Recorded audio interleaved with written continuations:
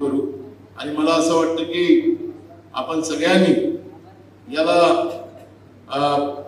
मी सांगितलं त्या गोष्टीची मोहीम आपल्या तालुक्यामध्ये जोरात राबेल। आपल्याकडे आता भागवत चालू होती, भागवतामध्ये सुद्धा ही मोहीम आपण लोकांनी चालवली पाहिजे। ही काही राजकीय मोहीम नाही।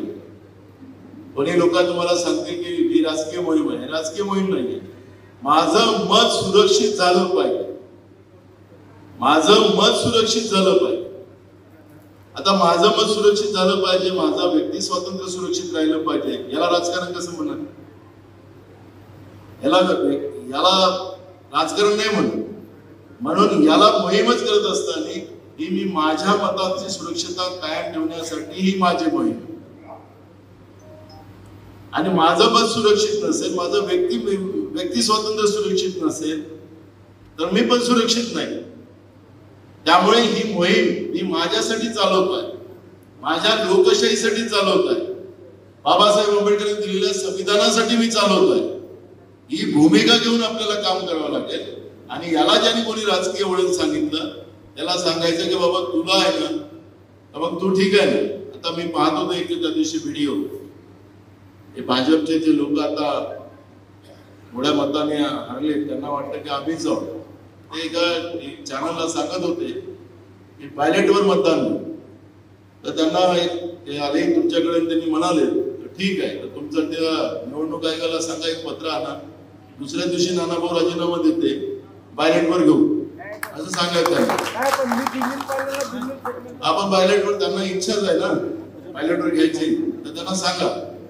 त्यांनी मी एका चॅनलवर पाहत होतो, ते काही आहेत त्याची सगळी तिकडी बडबडत राहते, त्यांना सांगा तुम्ही ठीक आहे, तुम्ही फक्त निवडणूक आयोगाकडून म्हणा की एकदा निवडणूक होईल इथली तर ते पायलटवर होईल, पण नाना भाऊ राजीनामा देते, मग पुन्हा आपण लढायचं। असंच करायचं देऊ ना आपण बघू सांगायला।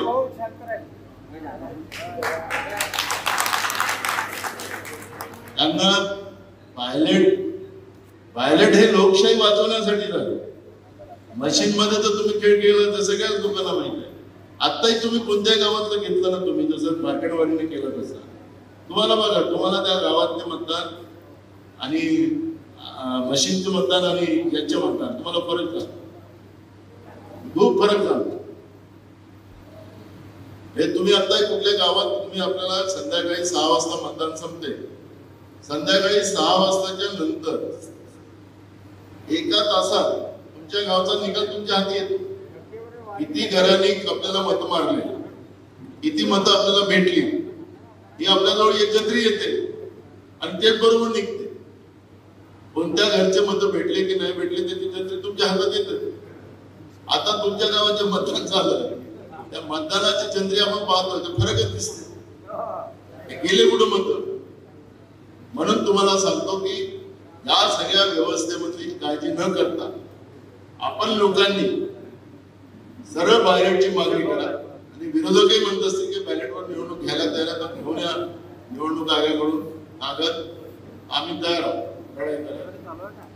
आहे की नाही, तयारी करून टाकू। तर सुरुवात आपल्यापासूनच होईल ना, करायचं ना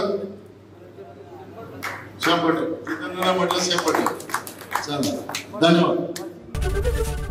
एबीपी माझा, उघडा डोळे बघा नीट।